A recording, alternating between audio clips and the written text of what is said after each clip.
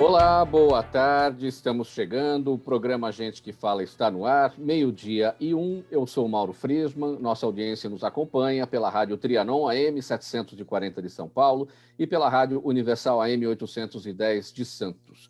Você também nos acompanha pelas redes sociais, imagens do Instagram, do Facebook e do nosso canal no YouTube, aquele convite diário para você seguir a gente, curtir, compartilhar os nossos conteúdos e interagir com o programa também. Número do WhatsApp, 973350038, mais uma vez, 973350038, e nas redes sociais, sempre marcando a hashtag Programa Gente que Fala.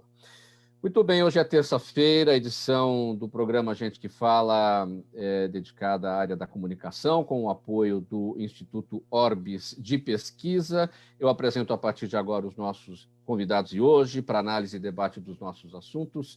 Vladimir Candini, diretor, roteirista e produtor de conteúdo audiovisual. Candini, boa tarde para você, tudo bem? Tudo bem, tudo ótimo. Mauro, muito obrigado pelo convite, é uma honra estar aqui participando do programa de vocês. Honra é toda nossa, o prazer é todo nosso. Também com a gente, a jornalista Tereza Cristina Miranda, vice-presidente da Fundação Mário Covas. Tereza Cristina, boa tarde, tudo bem? Boa tarde, Mauro, tudo ótimo. Obrigada pelo convite, obrigado aos companheiros por compartilhar esse breve momento. Obrigado pela presença aqui com a gente. E também o Tony Mastaller, ator, publicitário, diretor e criador de estratégias de marketing político. Tony, tudo bem? Tudo bem, Mauro, boa tarde, muito obrigado pelo convite, boa tarde aos meus colegas de bancada, que já percebi que vai ser um papo muito bom. Vou curtir esse programa. E antes aqui do início desse papo muito bom, que disse o Tony Mastaller, eu quero só te dar um recado, fazer um convite para você acompanhar a edição do programa Gente que Fala da próxima sexta-feira. Já é tradição por aqui, a edição de sexta sempre em apoio à Polícia Militar do Estado de São Paulo, um programa feito em parceria com a FERMESP, a Federação das Entidades Representativas dos Militares do Estado de São Paulo, presidida pelo Coronel Antônio Chiari. E esse programa, essa edição de sexta-feira, busca tratar dos assuntos da segurança pública, dos assuntos da Polícia Militar, nem sempre valorizada como deveria. A gente abre o espaço para justamente falar a respeito de tudo que é feito no estado de São Paulo pela nossa PM. Cabem aqui os nossos cumprimentos da equipe do programa Gente que Fala ao Coronel Antônio Chiari, que, claro, sabe da importância da boa comunicação. Dado esse recado, vamos aqui ao nosso primeiro assunto, minha gente. A política brasileira continuará funcionando sob o impacto da pandemia do novo coronavírus em 2021.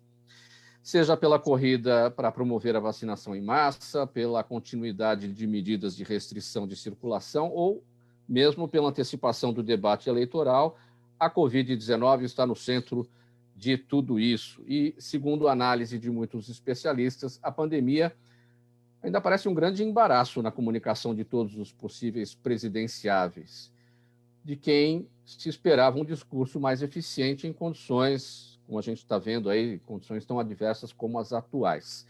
Tereza Cristina, eu começo com você, esse tema. Acho que a gente precisa fazer uma análise aqui de comunicação política em diversas situações, né?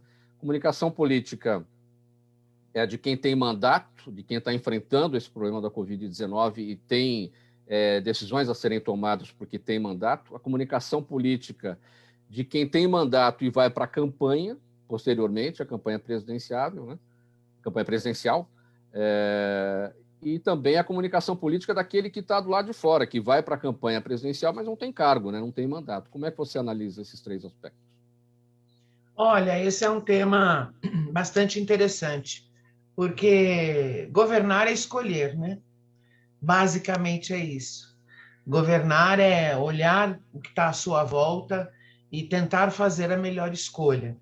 É muito fácil para quem está fora do mandato fazer a crítica, né? Porque não existe o compromisso do fazer.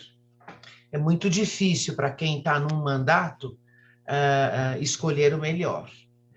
A questão da pandemia é um tema que não é que ele é recorrente, ele permeia a vida de nós todos, né? Até o ano passado, meados do ano passado, a gente não tinha exemplos próximos para dar de vidas perdidas. Hoje, tenho certeza que nós quatro temos conseguimos fazer uma listinha de vidas perdidas das nossas relações. Usar a pandemia do ponto de vista político, eu acho uma temeridade, porque eu também acredito que o povo hoje não é bobo, né? O povo percebe as coisas. Por outro lado, é preciso agir. Portanto, eu acho a comunicação algo de tamanha relevância nesse momento, apesar da gente ter nas redes sociais, a imprensa não sabe de nada, a imprensa está de um lado só, a imprensa não sabe o que está falando. É a única forma, a comunicação de responsabilidade, no meu entendimento, e aí não é puxar sardinha para a minha profissão, né? É o que eu entendo. A comunicação, a boa informação, é a única forma que a gente tem de entender o que é que está acontecendo de fato. As redes sociais são maravilhosas, estão aí, vieram para ficar, onde todo mundo é fotógrafo, onde todo mundo é cinegrafista, onde todo mundo é repórter, né? Mas é preciso ter uma peneira, é preciso buscar a informação de relevância, a informação correta. Por isso eu acho o jornalismo, a comunicação, uma ferramenta de extrema relevância. Vamos ver o que vai vir. Tem muita água para passar debaixo dessa ponte. Sem fazer críticas ou elogios a um ou a outro, tem muita coisa mal feita, mas também tem muita coisa bem feita, né? Então é preciso a gente depurar essa água que está passando debaixo da ponte. É uma pena que no Brasil o calendário eleitoral seja tão um momento em cima do outro, né? Acabamos de sair de um calendário eleitoral municipal e já estamos falando do calendário eleitoral presidencial e de governo. Então, isso é muito sufocante, no meu entendimento, para o eleitorado, para o mundo político, para o parlamento, é muito sufocante, porque não dá tempo de respiro, não dá tempo de executar políticas públicas, não dá tempo, já vem um trem atrás atropelando. Enfim, é isso que eu penso. Tony Mastaller, o que a comunicação política vai exigir em termos de pesquisa para essa próxima campanha presidencial? Porque pesquisa sempre se faz necessária, mas a gente acho que agora vai precisar de uma pesquisa diferente. A gente está numa situação completamente diferente, fora do normal em termos de temperatura e pressão, né? Então, Mauro, eu acho, assim, complementando o que muito bem colocou a Tereza, eu diria que assim, existiram muitas falhas desde o começo, né? Na questão da comunicação, quando começou o Covid, quando teve o problema e começou a disputa política em cima do Covid, e aí começaram os que eram contra, a favor, isso e aquilo, quer dizer, tudo foi feito de uma maneira bastante primária, quer dizer, pelo medo, pelo susto, e lógico que isso tem desdobramentos e consequências, né? Não é à toa nosso país teve um desempenho bastante terrível em alguns momentos, queira Deus que a gente já esteja saindo agora dessa fase, né?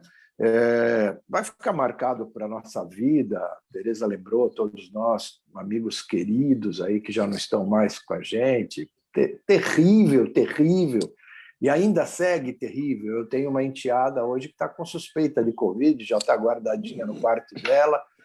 Eu tive em maio, minha esposa teve, contaminei a esposa, uma coisa horrível. Aí a mais nova teve, agora com a graça de Deus foi tudo bem. Então, assim, sabe, isso é terrível. As equipes e os colegas, né, da comunicação estão ainda sabendo exatamente como lidar com isso. Agora, uma ferramenta que eles têm forte, que nunca devem esquecer, é a da pesquisa, né? Pelo amor de Deus, vamos sair daquele achismo. Não, porque eu acho. Não, a minha opinião. As pessoas precisam entender que todo mundo vive em bolhas, eu e todos nós, e que a bolha te engana. Você precisa de uma ferramenta séria para você entender o que está acontecendo, tanto no online como no offline. E, a partir daquilo, você tomar decisões estratégicas. Então, assim, sem pesquisa, Mauro, desculpa, o cara não vai nem até a esquina tomar um café, porque se for, vai cair de boca. Esse é o meu ponto. Candini, seu entendimento sobre esse tema a partir da sua área de produção de conteúdo audiovisual? O que tem acontecido, no meu ponto de vista, Mauro, eu falo até de forma não só de comunicação em audiovisual, mas a gente passa por uma mudança radical de comportamento exatamente por essas novas ferramentas de comunicação, que são as redes sociais, né? Então, a gente passa por um momento que o Tony acho que frisou bem, essa coisa das pessoas não pesquisarem a fonte da informação, né? Existe uma mudança de comportamento, talvez até impulsiva, das pessoas receberem alguma coisa ou pelo celular e não se darem ao luxo de pesquisar se aquela fonte é fidedigna, se aquilo partiu de algum órgão responsável por aquilo. Então, é esse disse-me-disse, essa forma de disseminação da comunicação, de forma até irresponsável, que acaba gerando todo esse tumulto que a gente vem vivendo aí durante uma pandemia. Então, não basta só você ter que enfrentar a pandemia, você tem que enfrentar também esses problemas que foram gerados por esse tipo de comunicação. Isso realmente é muito ruim. Agora, essa questão... Mauro, você me dá licença? Sim, vale a pena colocar que a pandemia é um fato novo no Brasil, né? Para essa geração que está aí. Eu acompanho muito de perto as ações de comunicação do governo do Estado de São Paulo, da Prefeitura de São Paulo, que é aqui que eu vivo, e também porque tenho colegas nas duas pontas. Tem coisa que não vem com bula, né? Filho não vem com bula, pandemia não vem com bula, né?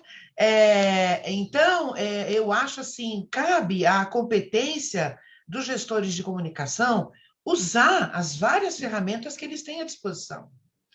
E a pesquisa é uma ferramenta de muita relevância. Não dá para dar um grito na janela e dizer, pessoal, o que vocês estão achando de tal coisa? Não. Vamos pesquisar, vamos ouvir a população, vamos ouvir as pessoas, vamos fazer recortes, né? Ouvir segmentos específicos, área médica, pessoal da linha de frente, pessoal da área social, enfim.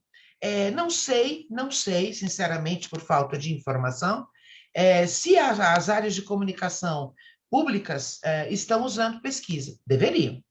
Deveriam, porque a pesquisa retrata o momento, não é verdade? A pesquisa faz uma fotografia do momento. Você pode fazer várias ao longo do processo, inclusive para ir ajustando as suas ações, não é verdade? Então, a pesquisa é uma ferramenta antiga, não é nova, existem modelos novos de pesquisa, mais ágeis, mais tecnológicos, né? Mas é preciso utilizar essa ferramenta, porque sinais de fumaça, toque de tambor ou grito na janela não te ecoa aquilo que você precisa ouvir, não é isso, Tony?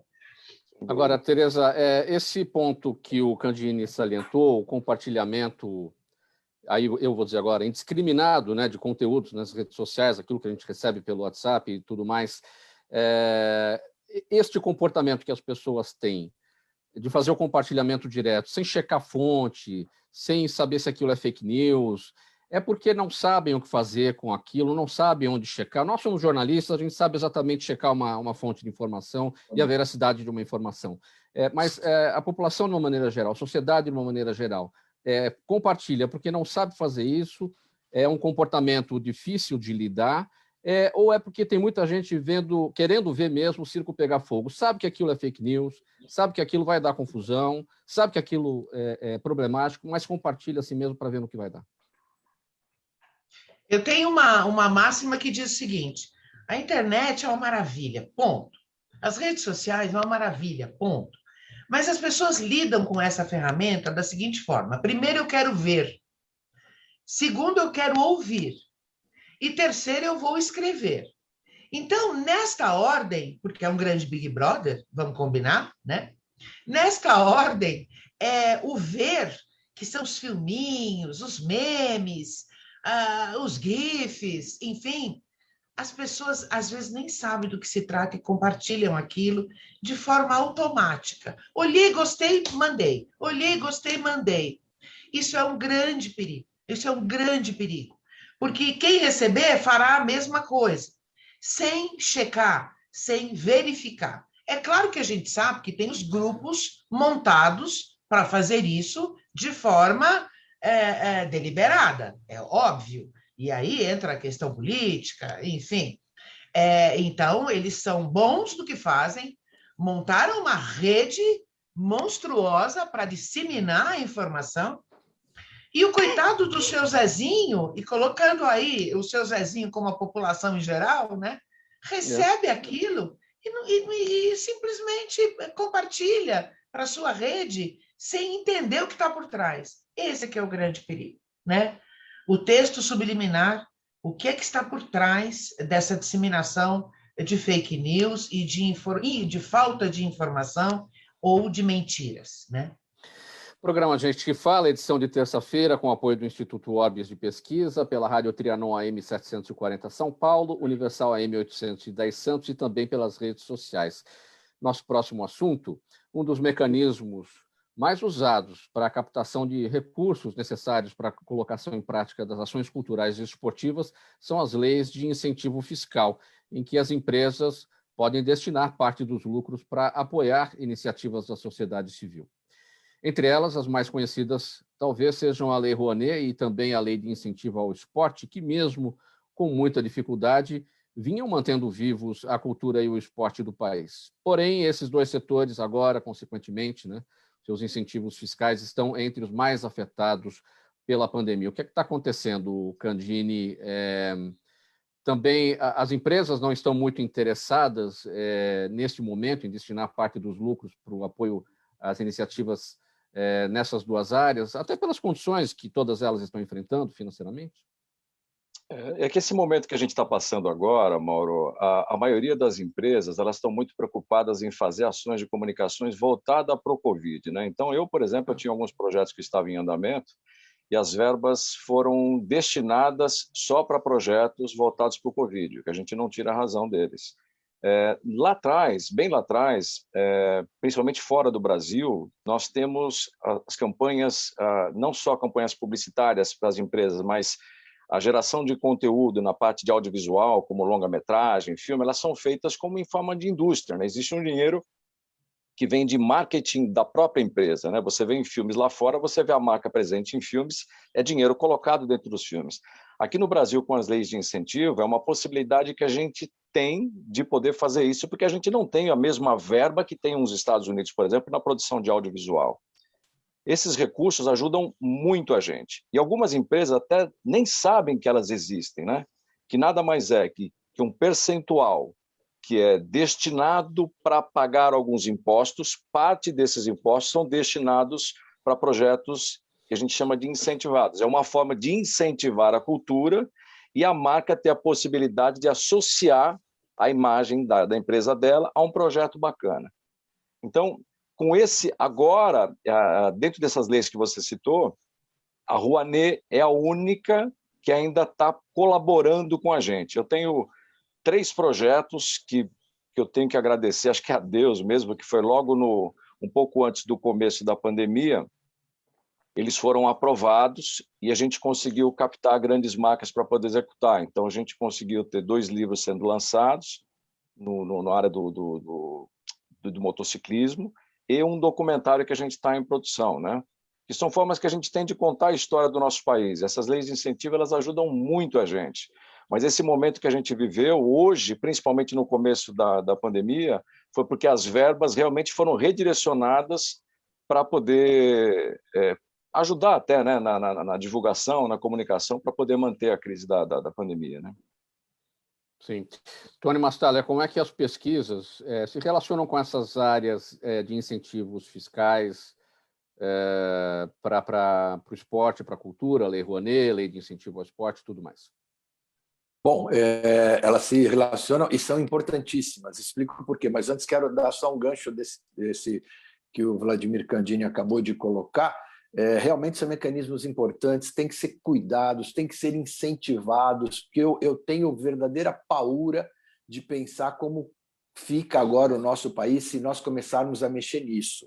Já tão sofrido, já as máscaras caindo da real potencialidade financeira que nós temos, o nosso povo passando por tanto sofrimento, só me falta agora ele não ter acesso à cultura e ao esporte, né? Aí realmente a gente vai ficar num outro ponto. Respondendo à sua pergunta, a questão, por exemplo, de uma empresa que tenha uma equipe de comunicação séria, busca um projeto que, por exemplo, vamos falar, o Vladimir acabou de falar agora do motociclismo. Então, eu sou um fabricante de pneus de motos.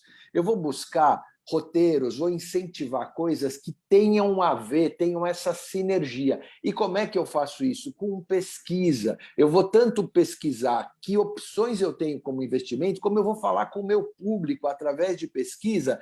Tipo, olha, nós estamos pensando em incentivar uma produção. Você gostaria de sugerir uma produção? Você quer saber entre essas aqui quais que você... tal? É uma ferramenta. Mais uma vez, meu bom amigo Mauro, eu quero frisar muito a coisa. Deu na comunicação, estratégia de comunicação brasileira, os achismos. É necessário pesquisa. Pelo amor de Deus, vamos se profissionalizar. Muitas vezes uma pesquisa vai dizer uma coisa que eu não gosto, mas, como muito bem a Tereza falou, é o retrato do momento, é real. Não acreditem em vocês, pelo amor de Deus, eu digo aos meus colegas de criação e estratégia. Vejam sempre a pesquisa, porque aí ela te direciona num caminho reto, num caminho correto, né? A pesquisa é sempre o primeiro ponto dentro de um planejamento estratégico ou não necessariamente? Ela pode vir um pouco mais adiante, mas, claro, tem que estar sempre ali projetada para ocorrer. Eu já trabalhei com os dois casos. Primeiro, dependendo muito do que está se pretendendo, você pode trazer a pesquisa como passo 1, primeiro, ou você, já baseado numa ideia do que você pretende desenvolver, ela funciona como o afunilamento ali, a afinação. O afunilamento, a afinação, exatamente. O acabamento, exato, me perdoe. O acabamento dessa ideia, por quê? Porque ela vai direcionar melhor o seu objetivo, senão ela se perde no meio do caminho. Deixa eu só colocar um parênteses aqui. Essa coisa de pesquisa eu acho muito interessante, Tony. Às vezes a gente vai desenvolver um trabalho e algumas pessoas que não têm essa afinidade que nós temos, que não têm esse conhecimento, elas acabam se perdendo um pouco quando a gente propõe uma pesquisa que é voltada para um público específico, né? A primeira coisa que a gente pergunta quando publicitários, independente do tipo de produto, se é uma pessoa, se é um produto que a gente está lançando, é quem é seu público. A partir do momento que você identifica quem é seu público, com quem são as pessoas que você quer falar, você vai criar um tipo de pesquisa exatamente para responder as perguntas para aquele público, que vai trazer benefícios para aquele público.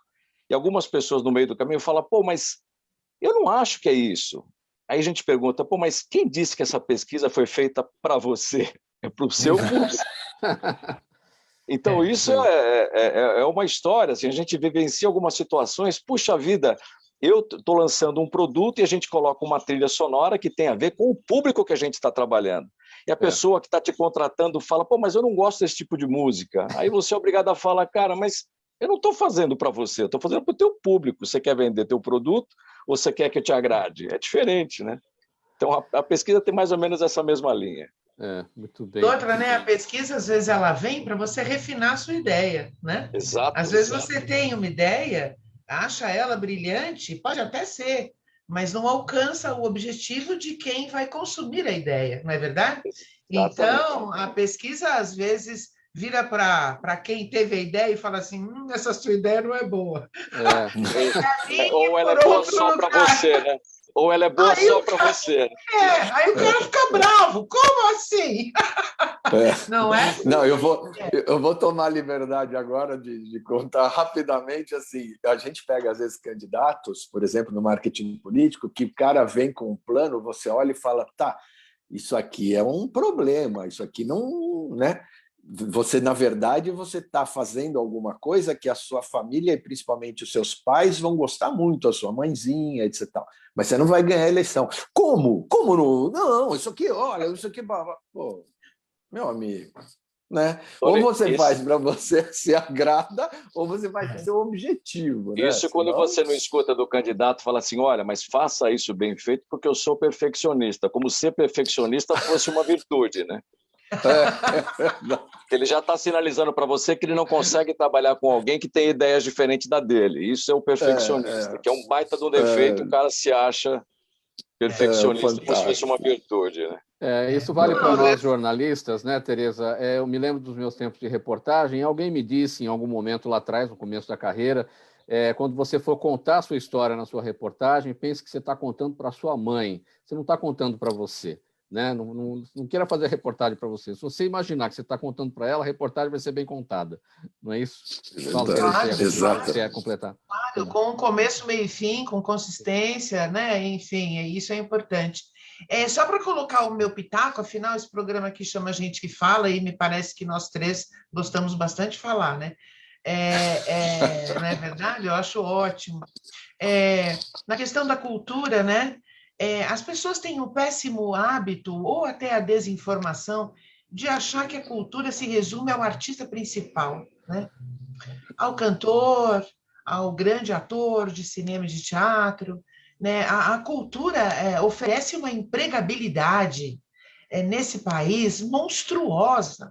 Nós estamos falando de cenografia, de som, de iluminação, de costureira, de transporte, né? É uma indústria da cultura, vamos chamar assim.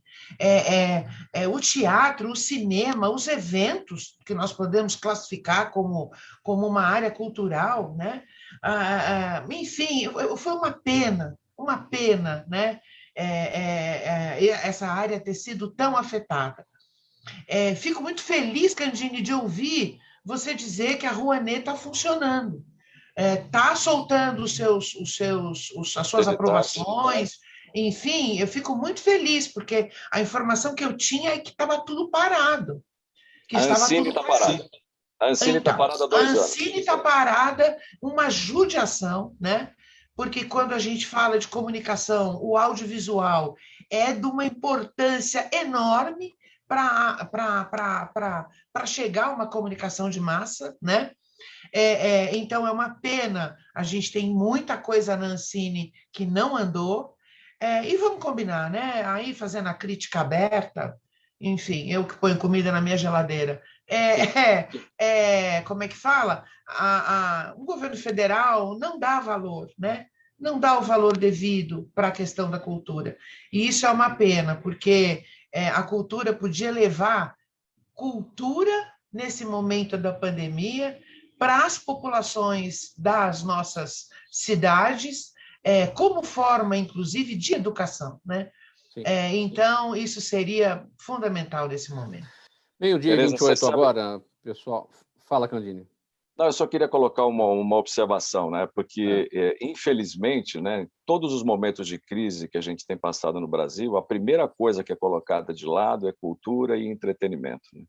A gente não sabe que por trás disso, como a Tereza frisou bem, existem milhares, milhões de profissionais que trabalham com isso. Hoje eu digo que eu me considero um contador de história, eu gosto de contar boas histórias. Né? Quem não tem história não tem verdade, né? E não sabe nem onde está e, portanto, não vai saber para onde ir. Então, quando a gente caminha para o lado da cultura, é exatamente para poder contar a história de pessoas, inspirar pessoas e proporcionar para essas pessoas, através de história, que elas tenham um caminho legal para poder seguir. Meio-dia 29 no programa Gente que Fala. Tereza Cristina, vamos tratar do seguinte agora. A Fundação Mário Covas, instituição sem fins lucrativos que atua na preservação do legado e do pensamento do ex-governador Mário Covas, completou 20 anos de existência, agora no último dia 21 de abril, e o momento serve também para celebrar a assinatura de um acordo de cooperação com a Assembleia Legislativa de São Paulo para a realização de cursos de formação técnica, política e social de educandos do ensino médio, universitários e cidadãos que tenham o interesse em gestão pública, políticas públicas e cidadania, entre outros. Fala primeiro, Tereza, dessa preservação do legado, do pensamento do ex-governador Covas, que faleceu em 6 de março de 2001, logo depois surgiu a Fundação. Como é que está esse trabalho? E aí, como é que se chega aí nesse acordo de cooperação entre a Fundação e a Assembleia para esses cursos de formação técnica? Olha, para mim, assim, é um prazer poder falar da Fundação, porque eu digo hoje que eu sou uma pessoa melhor, uma mãe melhor, uma mulher melhor, uma cidadã melhor depois do período em que eu trabalhei junto ao Mário Covas. É uma pessoa de quem eu tenho o maior apreço, e uma pessoa reta, uma pessoa que tinha uma linha de pensamento voltada para o social e voltada para o bem feito, né? Então, eu aprendi muito com ele. Após a morte dele, rapidamente, um grupo de pessoas das quais eu participei começou a discutir a questão de preservação desse legado, do que ele havia construído como deputado federal constituinte, deputado federal cassado, né? Senador da República, prefeito da cidade de São Paulo, governador do estado de São Paulo. E aí pensamos na criação da fundação. Naquele primeiro momento, para preservar o legado, difundir o pensamento e mostrar para as populações mais jovens quem foi Mário Covas.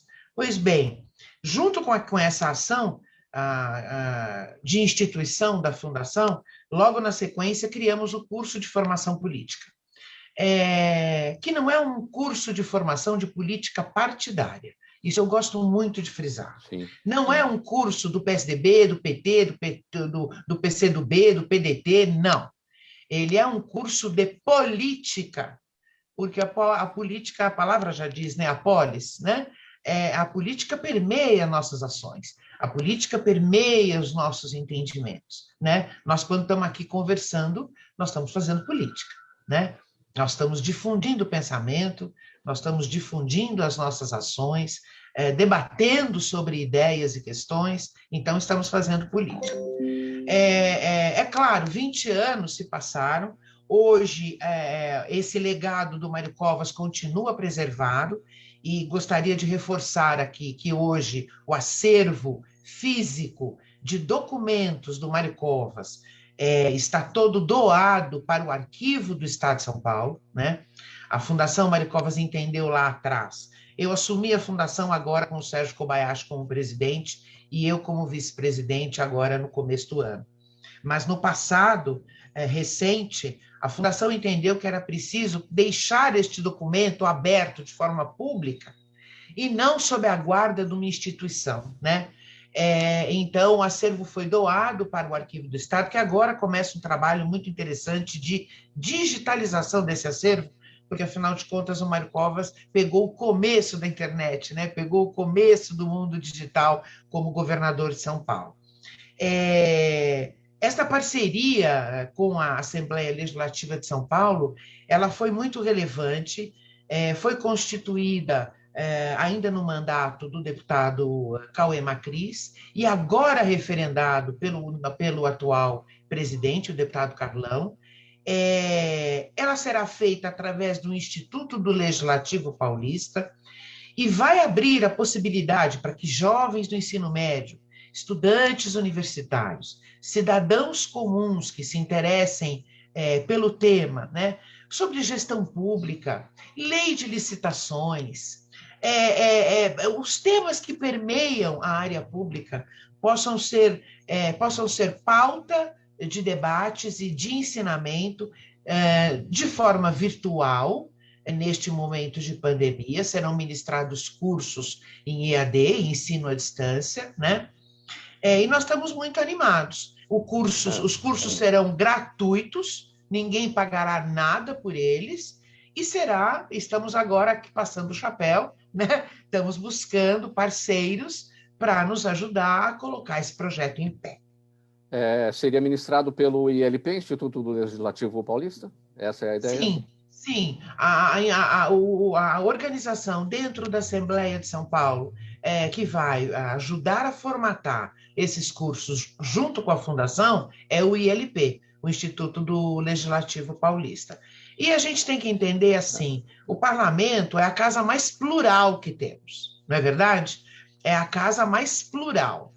Ali estão representados todos os partidos políticos, as portas estão abertas, hoje nem tanto por conta da pandemia, mas usando uma figura de linguagem, né? As portas estão abertas para receber a todos, desde as mais simples organizações ou o cidadão comum, até as mais altas instituições formadas no país. E, portanto, achamos de muita relevância que a Assembleia fosse um guarda-chuva importante para a realização desses cursos de formação. Nós temos que ter o jovem que tem interesse em política bem formados, para que, se ele tenha interesse em ser um cidadão político, ele possa fazer o bem para todos. Tereza Cristina, bem brevemente, para a gente finalizar esse tópico, você salientou muito bem essa questão de que a política permeia todas as nossas ações. Pegando esse gancho, você acha que a política tem perdido a sua função principal, que é a promoção do bem-estar das pessoas, do bem-estar comum? A política é feita para isso. Em razão desse fla-flu que a gente vê, em razão dessa militância raivosa que a gente vê nas redes sociais, apontando o dedo para o outro lado, como quem diz, você não é do meu time, você não presta. Enfim, a política sofre com isso e nós sofremos com isso porque ela está para promover o nosso bem-estar. Eu acho. O uso da política de forma errada, equivocada, trouxe prejuízos muito grandes para o país. E não só para o país, para o município, para o bairro, para o município, para o estado, né?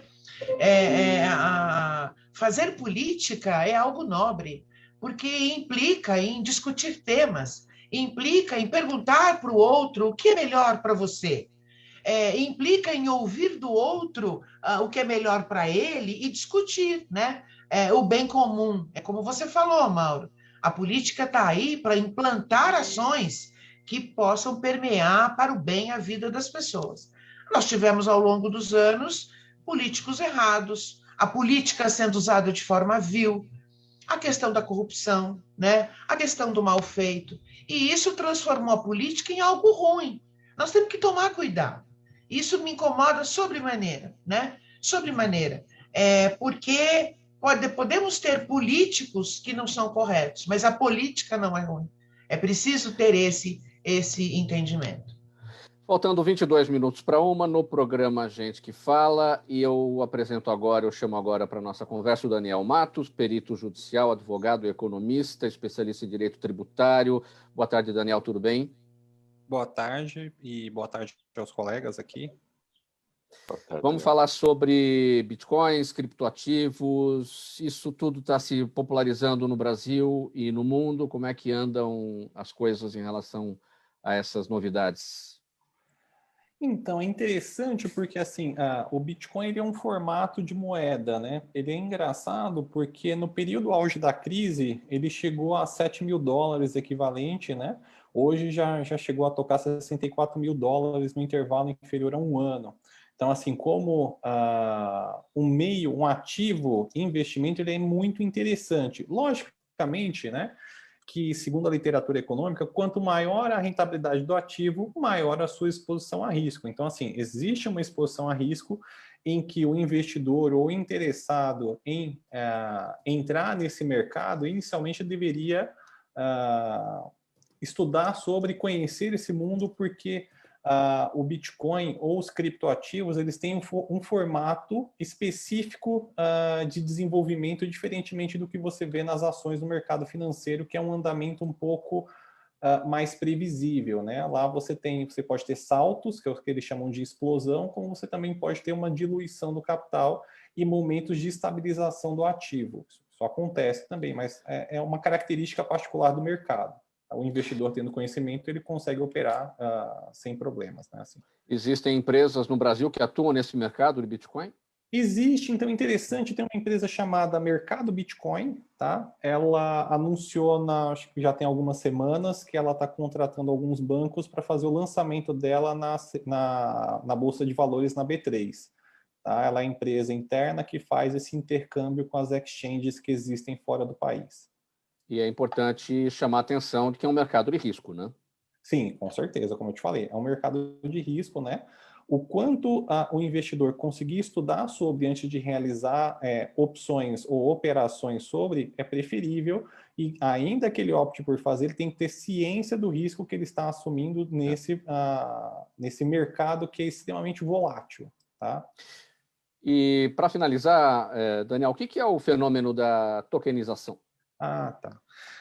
Os tokens, basicamente, o que eles estão sendo usados? Né? No meio artístico, você vê recentemente uma presença muito forte dos chamados NFTs. Traduzindo, são tokens, né?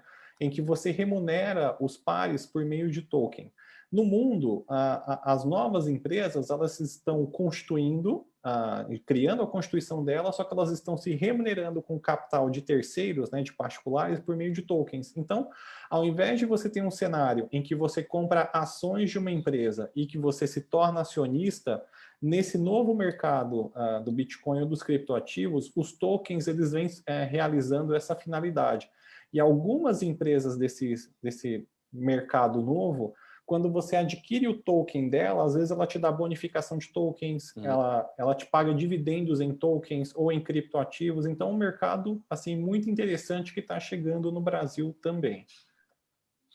Daniel Matos, muito obrigado pela participação, falando de economia aqui no programa Gente que Fala. Daniel, que é advogado, perito judicial, economista e especialista em direito tributário. Até uma próxima.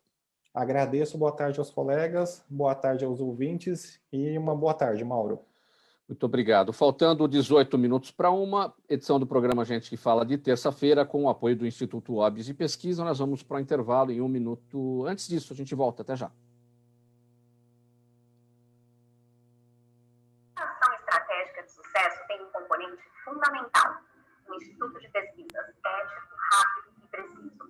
Afinal, é ele que vai fornecer informação confiável, sem achismos ou palpites. Isso, numa época de mudanças rápidas e repentinas, é fator crítico de sucesso. A Orbis é um instituto de pesquisas que une precisão e confiabilidade estatística com a mais alta tecnologia em pesquisas do mercado.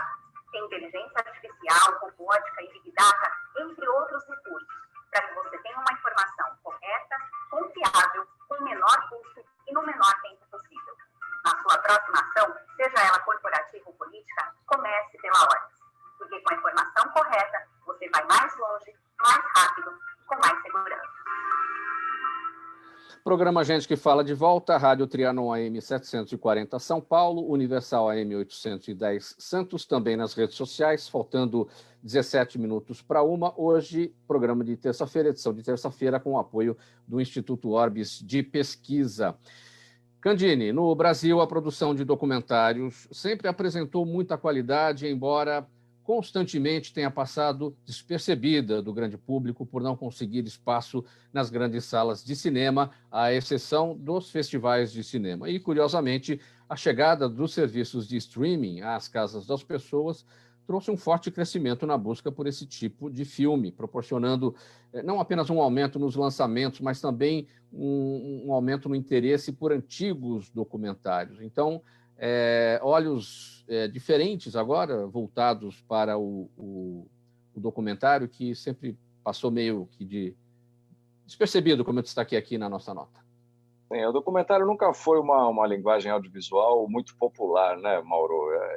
Como você disse bem, a gente não tinha muito espaço na sala de cinema, que estavam sempre mais voltadas para as produções de ficções, né, as grandes produções. E o documentário é uma linguagem que a gente conta a história de pessoas, histórias interessantes. E eu acredito que esse serviço de streaming, ele cresceu muito agora, de novo, falando da pandemia, né, que segurou muitas pessoas em casa. E com a diminuição das grandes produções mais ficcionais, tem uma hora que você esgota ali o teu menu, você começa a buscar outras coisas por interesse. E o streaming, ele te dá essa possibilidade, porque na tela você tem um resumo do que se trata. Criando interesse, você vai buscar. E tem muitos documentários de histórias maravilhosas. Então, realmente, aumentou a procura, aumentou o interesse, e eu acho que a gente vai quebrar um pouco esse paradigma de que documentário é uma coisa chata ou é uma coisa voltada para um público mais intelectual, que no fundo o que a gente quer é contar uma boa história, histórias muito interessantes de pessoas muito legais. Eu estou feliz porque eu gosto muito disso e estou trabalhando bastante com isso. Né? E desses documentários antigos, essas boas histórias antigas, quais são os títulos que mais têm sido procurados? Puxa vida, eu não tenho isso na mão, mas eu tenho, por exemplo, eu tenho assistido, por exemplo, eu tenho visto muita coisa voltada para a própria história do cinema, tem muita coisa que se interessou. Eu tenho acompanhado e tenho o crescimento, por exemplo, da história, até falando um pouco de política, o documentário que foi feito pela esposa do Obama está indo super bem também.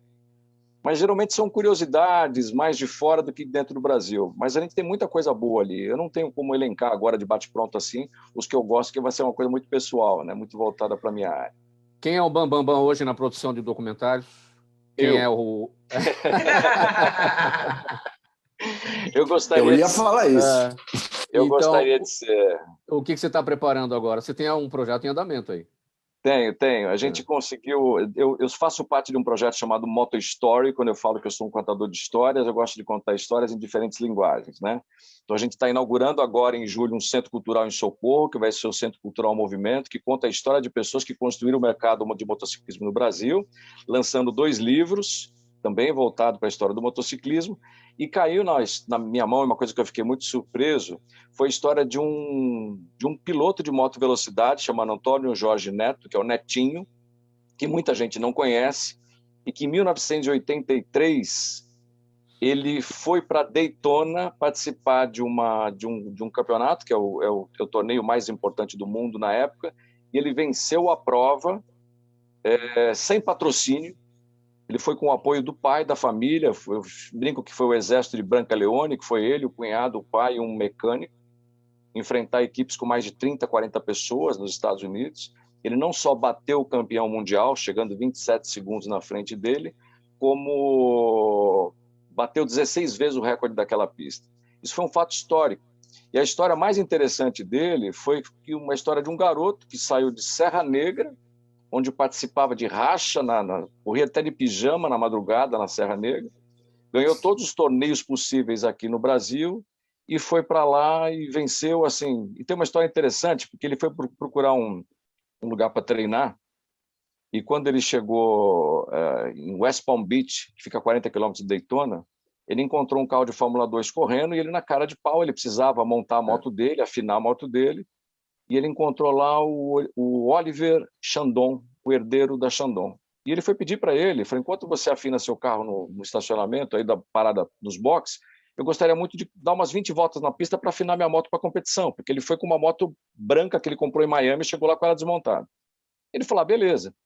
No que ele falou assim, eu vou fazer o seguinte, você não precisa me pagar nada, eu vou correr mais 20 segundos, você tem a tarde inteira para treinar. E esse rapaz, na primeira saída do boxe, ele sofreu um acidente e morreu na pista.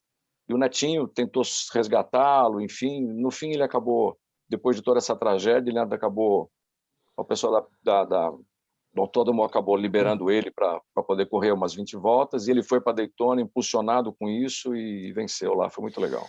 E Vladimir Candini, para quem não gosta muito de documentário, aliás, para quem nunca assistiu, para quem não acha que não é legal, que não curte o gênero, e que pode ser cativado pelo gênero, o que você recomenda? Fala um título aí daqueles bem... Documentário?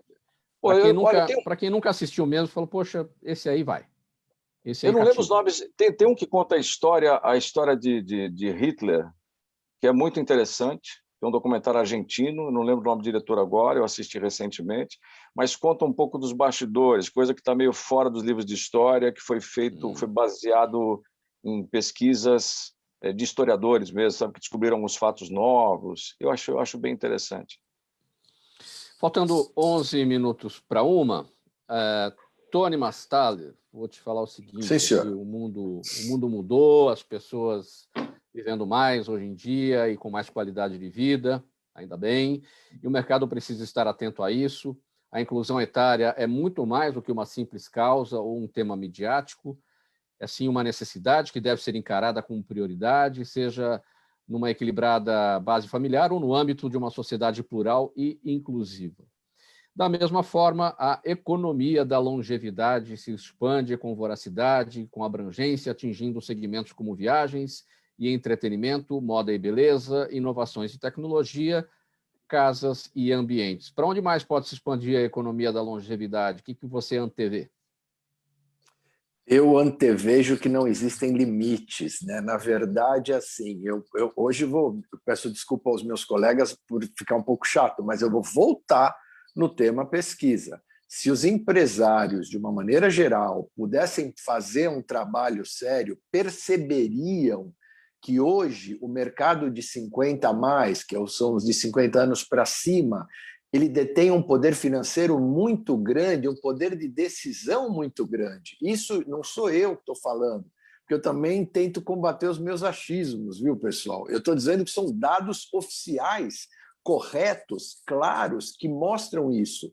Muitas vezes o cara está fazendo desde o restaurante até o automóvel. O cara está querendo botar o menino fortinho, etc. Nada contra isso, mas muitas vezes, como o próprio Candini já mencionou, é o público-alvo que você tem que ter. E se esse público-alvo tem 50 anos ou mais, e é o que tem dinheiro e que você precisa vender para ele, você não vai colocar um menino de 20 anos querendo que não vai bater.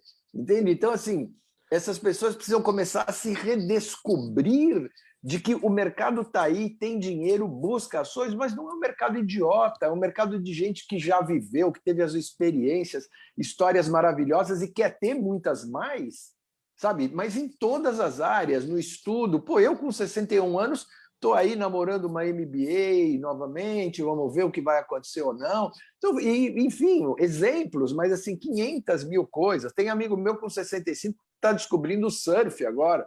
Então, assim, precisa ter essa ideia, depois falar, pô, não, o mercado não está bom. Você sabe com quem está falando? Se você está vendendo uma coisa para alguém que não quer usar essa coisa, meu amigo, aí depois vai reclamar.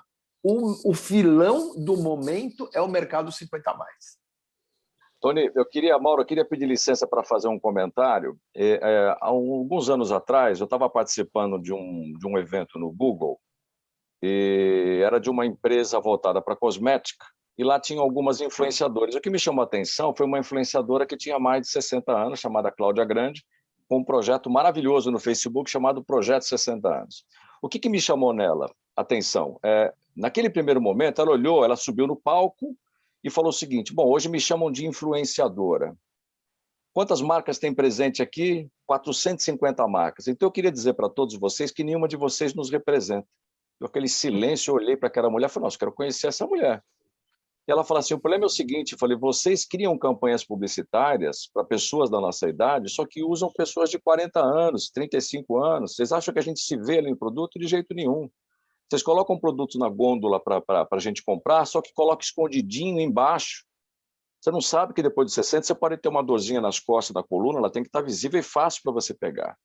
Por que vocês não criam departamentos específicos direcionados para a gente? Pois saibam que a gente, depois de 60 anos, a gente gosta de transar, a gente ainda continua usando lingerie para poder atrair as pessoas, a gente namora, a gente não está morto.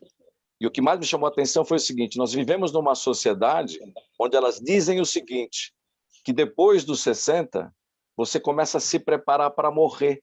Falou, mas é o contrário. A gente já fez tudo o que tinha que fazer. Eu comecei a me preparar para viver. E aquilo me chamou muita atenção. E ela tem hoje 800 mil seguidores, fazendo o que o Tony falou, ela promove viagens, ela promove bem-estar. Isso que é o mais legal. Vamos mudar aquela frase, né, Candini? A vida começa aos 60. Então, pois é. Não aos 40.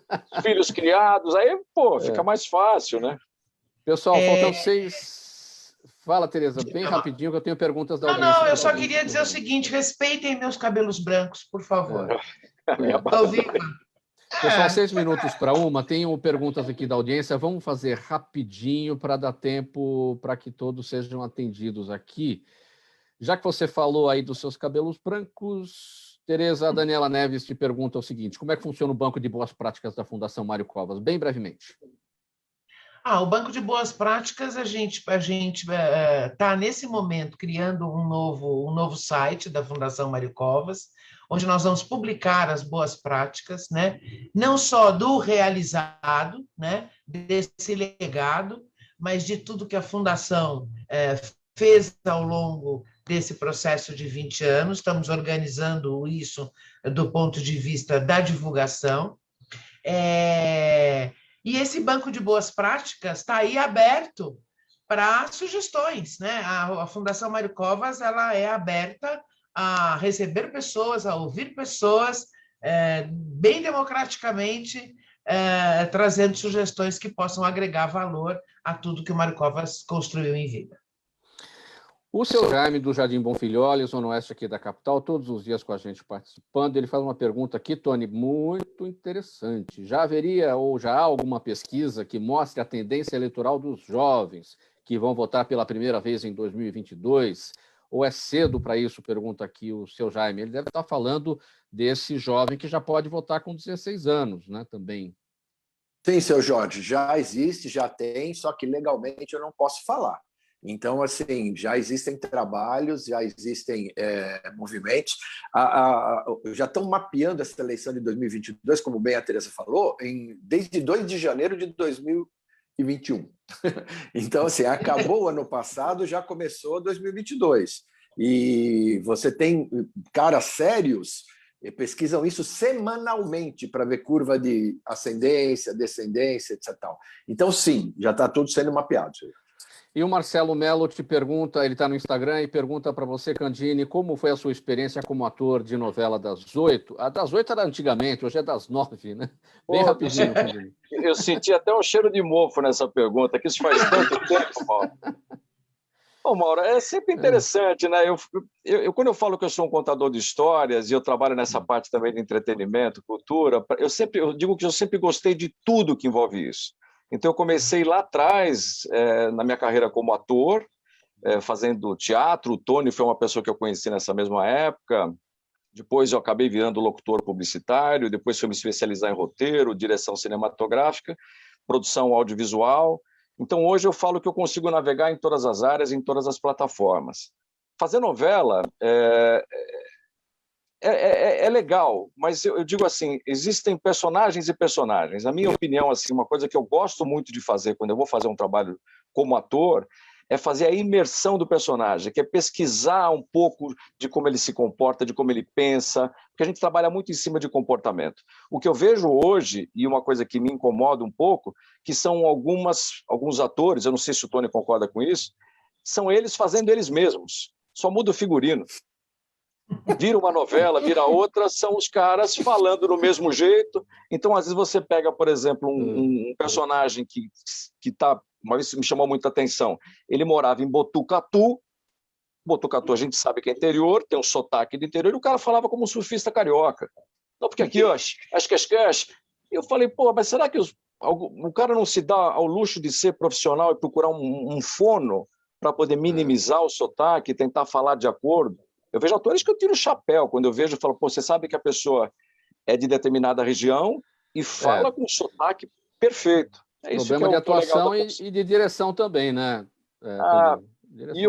São duas coisas, assim, alguns canais de televisão, eles gravam 26, cada diretor acaba gravando 26 cenas em um único dia. Então isso acaba virando uma indústria e você perde um pouco a qualidade. Isso mudou um pouco. Mas... Candini, 5 segundos para a sua despedida, a gente passa para os demais, bem rapidinho. Para mim é sempre um prazer estar conversando, que isso aqui para mim foi um bate-papo muito interessante de todas as culturas e todas as áreas, de tudo que está acontecendo, com gente inteligente. E sempre que vocês precisarem, me convidem que eu venho com o maior prazer. Muito obrigado, Candini. Tereza Cristina Miranda, sua palavra final, rapidinho. Queridos, um prazer enorme. Tratamos de tantos temas, né? Em 1 hora, falamos de tantas coisas.